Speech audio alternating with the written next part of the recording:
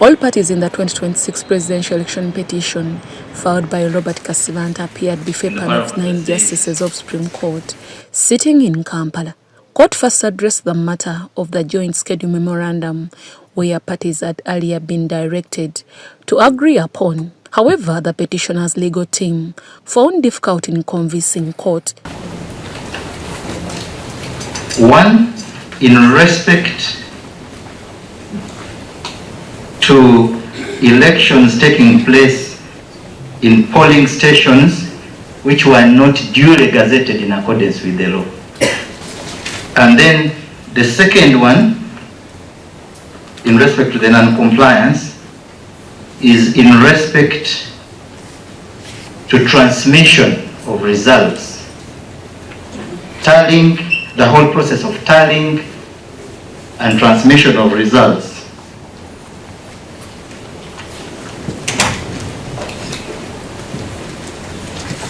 We have an issue in respect to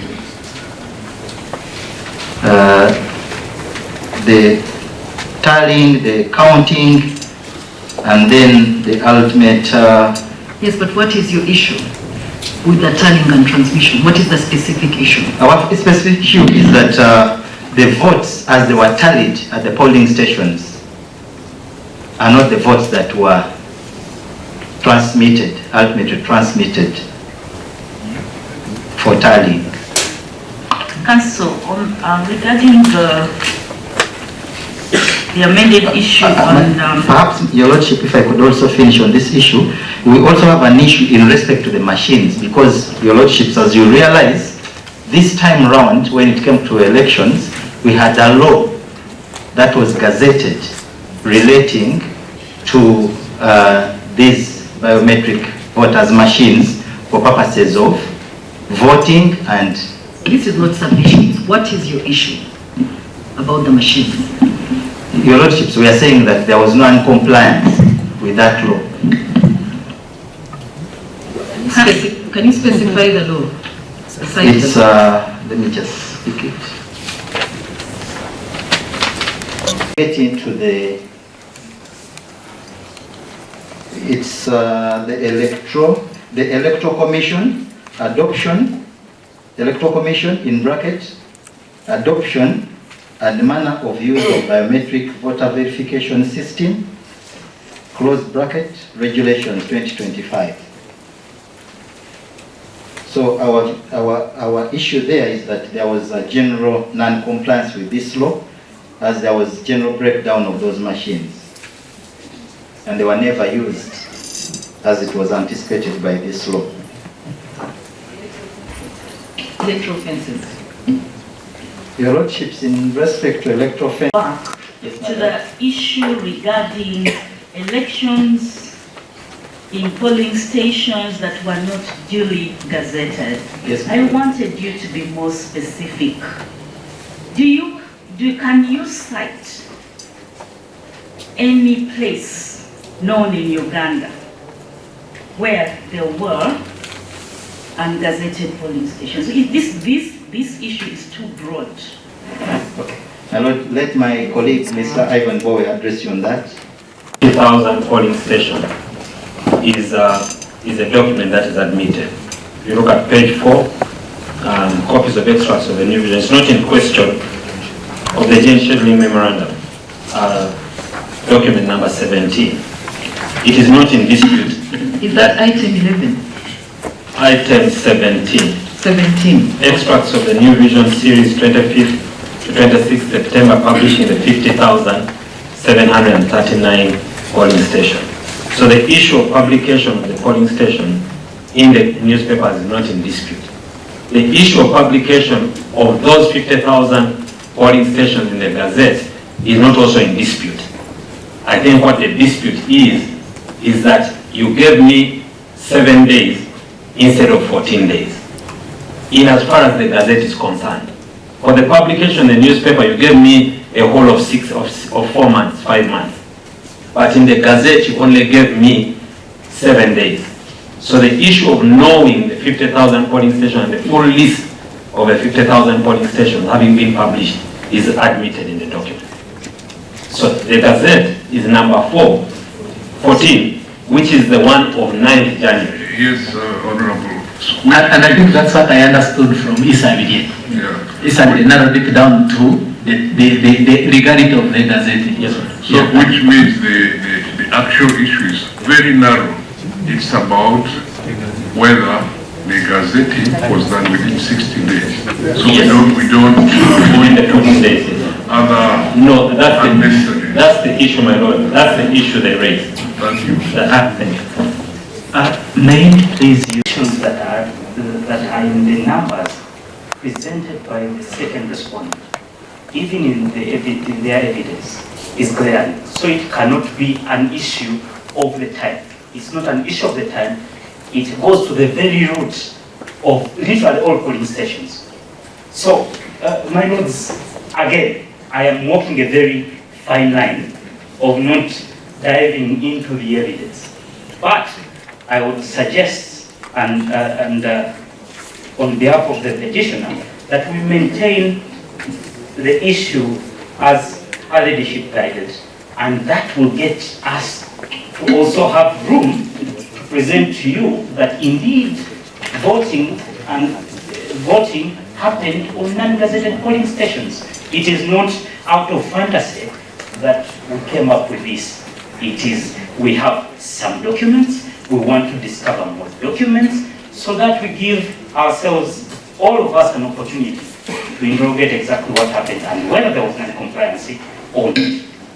I think that Among the issues raised by the petitioner were concerns relating to the biometric voter verification kits and allegations that elections were conducted at 12,000 ungazetted polling stations. Would actually stress much more into the submissions, but to highlight a little bit, my lords, there were polling stations that were gazetted and effectively displayed in the Gazette on 25th April 2025. That was approximately 38,000 polling stations. My lords, there was another list. There was a creation of extra 15,000 plus polling stations on the 21st day of April 2025 by the second respondent. The same were published. Council, be careful not to get into submissions. Exactly, my lord. If it is 38,000 polling stations, you shall address us in them. Yes. And council, please try to zoom into the 12,000 that were under. Zoom in, because this has been the biggest issue that you have raised in terms of whether you want DR forms or whether you want to see electronic data. It has been the zoom into where. Because you see, there is so much documentation. Where exactly do you want to target? Talks about gazetting. Talk about the facts. The fact, The law, you will address us, we can read the law, you can also address us on the law, but then let's deal with facts so that we narrow down the areas of contention. Factual contention, then legal contention is another issue. my lords, we insist that the issue is about conducting elections. Proceed to that fact. My lords, gazetting, there is a sharp difference here. We know the My lord, gazetting is publishing, but not publishing in other, let's say, the newspapers or anything is not gazetting. Yes, it's not gazetting, so tell us about the other one, which is not gazetting. That's what I'm trying to tell you. So, my lord, again, I am walking a very fine line of not going into the submissions. But our contention is that these polling stations were not gazetted. Let me give you a bit of clarity. what we are doing here as all the parties and making sure that when it comes to written submissions, you are as specific as you can be. But at this point, you don't have to get into evidence and facts. So what I'm understanding from your issue, I shall rephrase the issue and you shall tell me if that's what you have in mind. Whether that there was non-compliance in terms of elections taking place in ungazetted polling stations. Is that the issue? Yes, so let's leave it at that. The rest is a question of evidence and submissions. Much obliged. Now, can you identify? My Lord, if I may just correct on that, the issue is not necessarily not gazetting, but not gazetting in accordance with the law. Because, my Lord, the issue, the gazette, the law gives number of days. And before, so you're getting into submissions? Yes, my Lord. So we are not just concerned about the gazetting. We are concerned about not gazetting in accordance with the law. Okay. That's the issue. In that issue, we are discussing questions of bribery.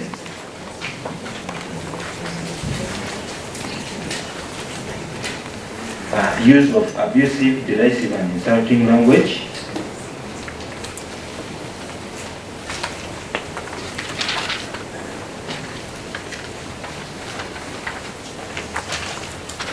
Partisan involvement of the army.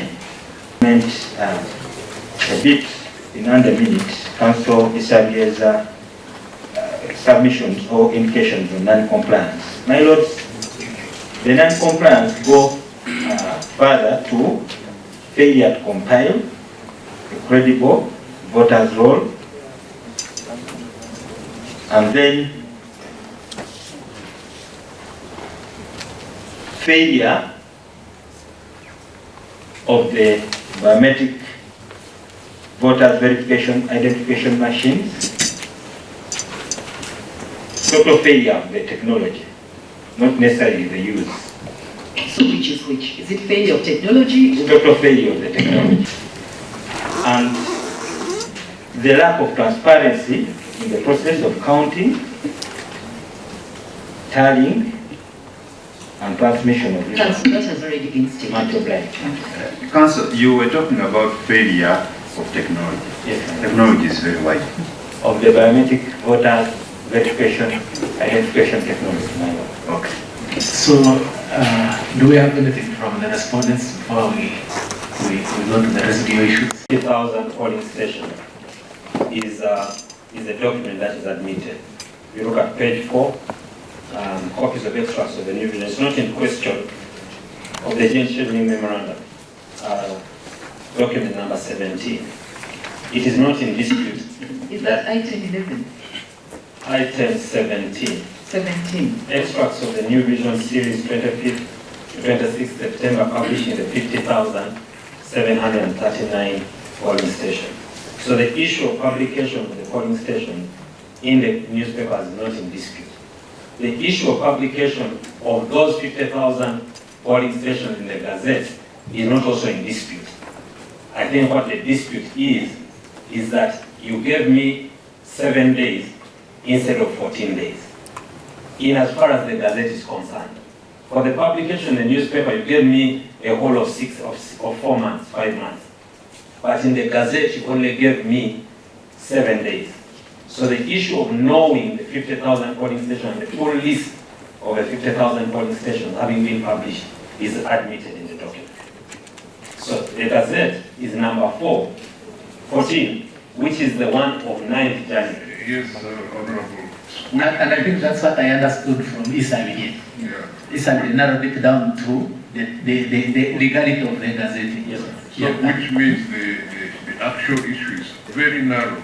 It's about whether the gazetting was done within 60 days. So Yes. we don't Within the 14 days. Yes. other No, unnecessary. that's the issue, my lord. That's the issue they raised. That's happening.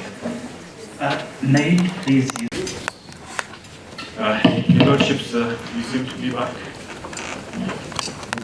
If it may please your Lordships, my name is Ebert Bienke again for the record.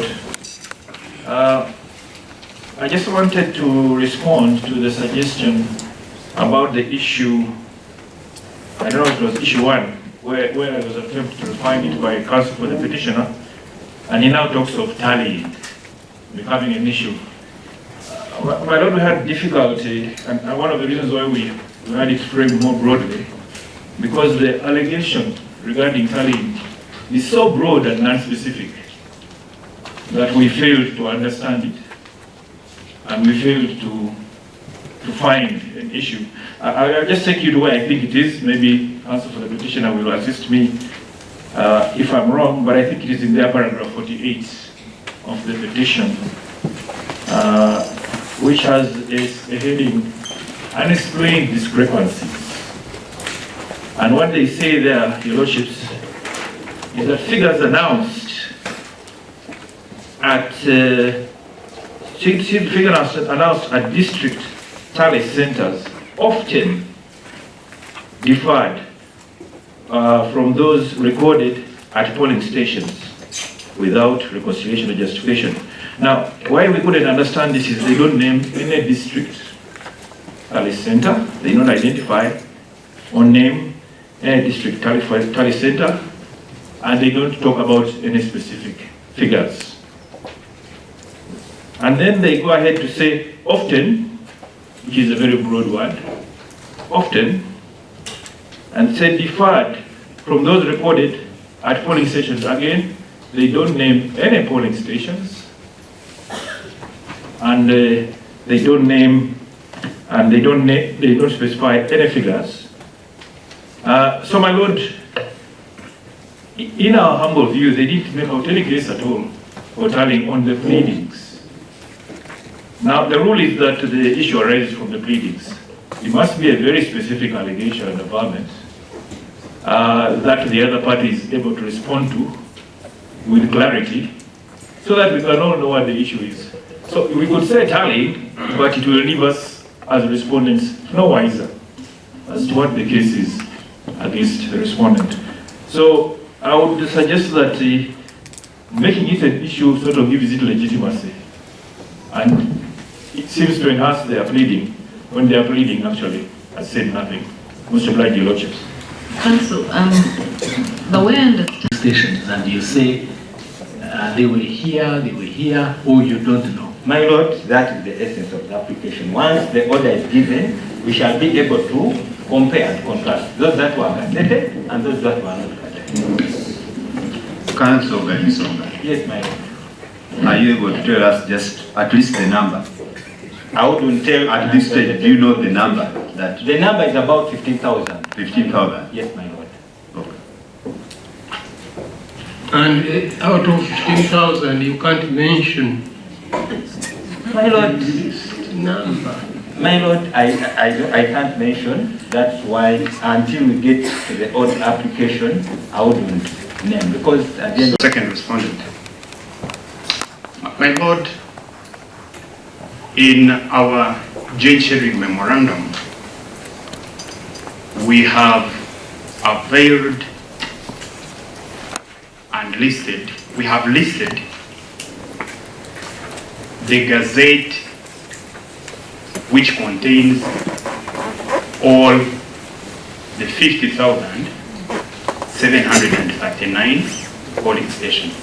It's listed among the second respondent's documents. Now, the allegation of the 15,000 that the petitioner is raising, because of its generality, we can't provide more than that.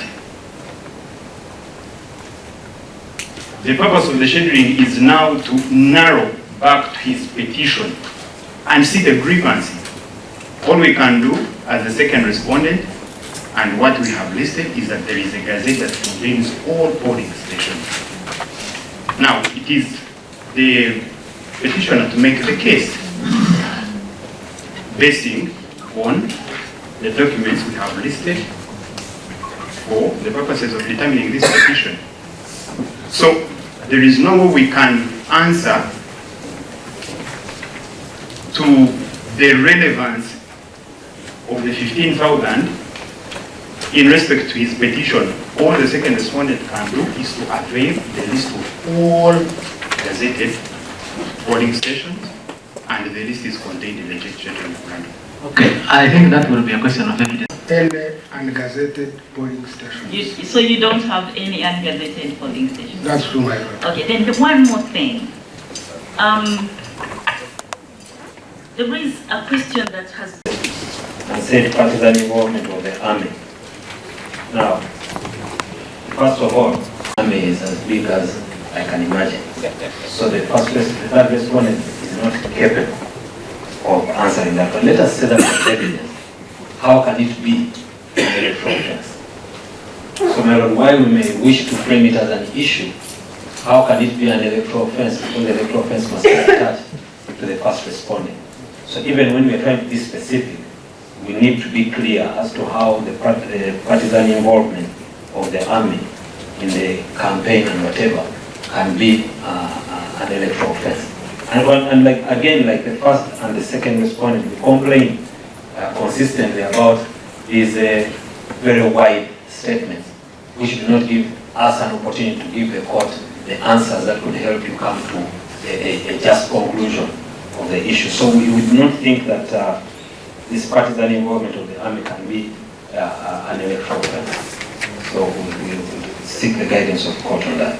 Thank you. Court stood over briefly and upon return framed 4 issues which it will determine the petition. Alleged discordance between the votes tallied at the polling stations and votes transmitted. C. Alleged non-compliance with the Electoral Commission Act, adoption and manner of use of BVVS Regulations 2025. D. E. Alleged partisan army involvement in the election. Issue number 2. If issue 1 is answered in the affirmative, whether such non-compliance affected the result of the election in a substantial manner. 3. Whether electoral offences in terms of alleged bribery and use of derisive language was committed by the first respondent personally or by his agents with his knowledge and consent or approval. And 4. Whether the petitioner is entitled to the remedies sought. Okay. So then we... According to court records, the petitioner will rely on several exhibits. The first respondent, President Yoweri Kaguta Museveni, will also present several exhibits. The Electoral Commission will rely on 17 exhibits, and the Attorney General 3 exhibits. Robert Kasibante formally played that the court allows him to cross-examine Justice Simon Byabakama and the Deputy Attorney General, to which the Electoral Commission's legal team objected to. The election was handled largely in compliance with the law. And yet, the gist of this petition is that there are many areas where the Electoral Commission fell short. So the areas, without delving so much into the detail that we want to cross-examine on, are areas, especially use of biometric voter machines. Then we also want to cross-examine in respect to the issue of the polling stations. Polling stations that were gazetted, that were not gazetted in accordance with the law, and the issue of the transmission of results. That's where we intend to cross-examine. Then, in respect to the Honorable Deputy Attorney General,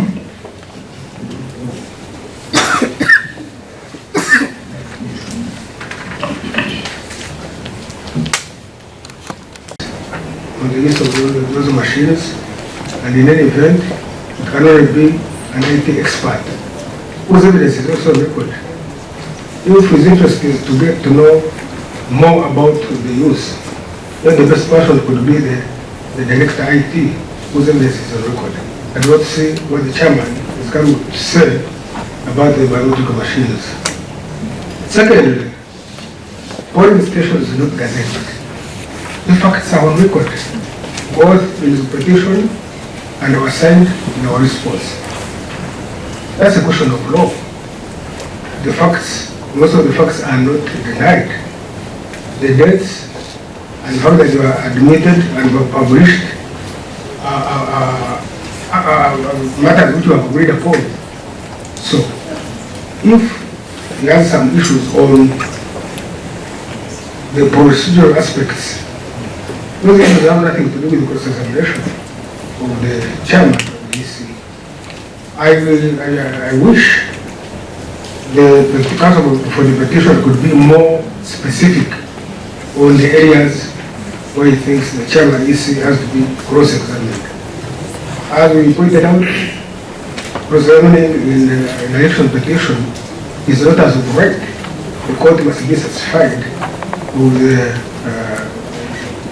quality of evidence and the areas where the petitioner is seeking to cross-examine the witness, especially when the evidence is recorded. Were those polling stations gazetted?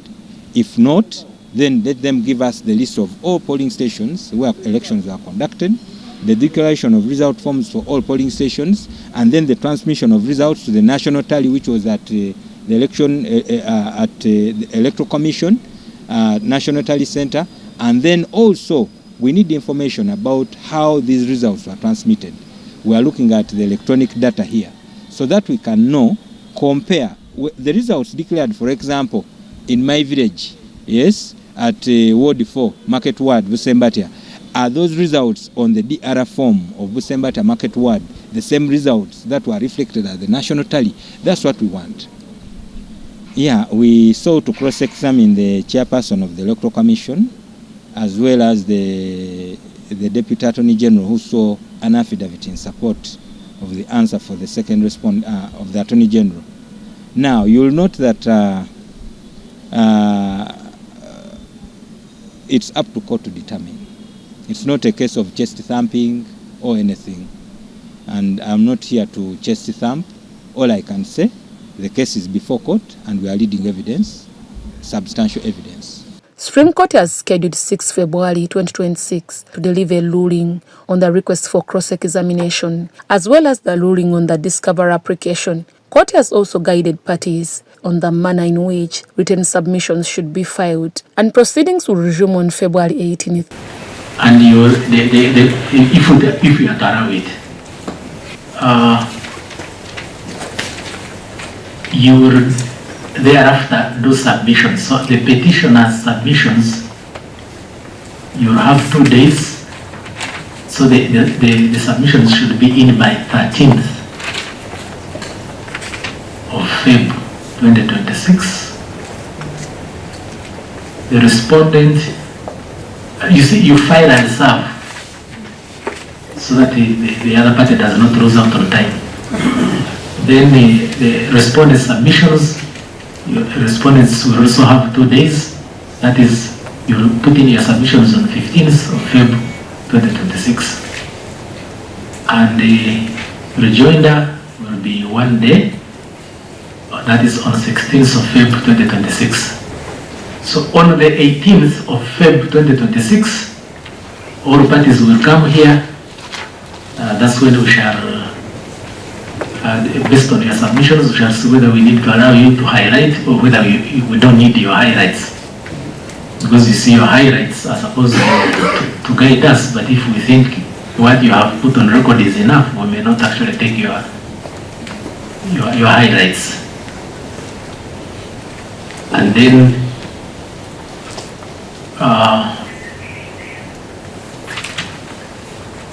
we shall give you the judgment date on this day of the 18th of February. That's when we shall give you a date when we shall deliver the judgment.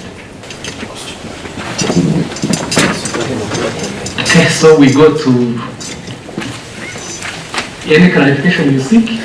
It's not. The Attorney General's office is represented by the Attorney General Chigewa Chiwanuka. The Electoral Commission is represented by Mwesigwa Lukutana and Eric Sabiti, while President Yoweri Kaguta Museveni is represented by Edwin Karugire and Ebert Biencha, among others.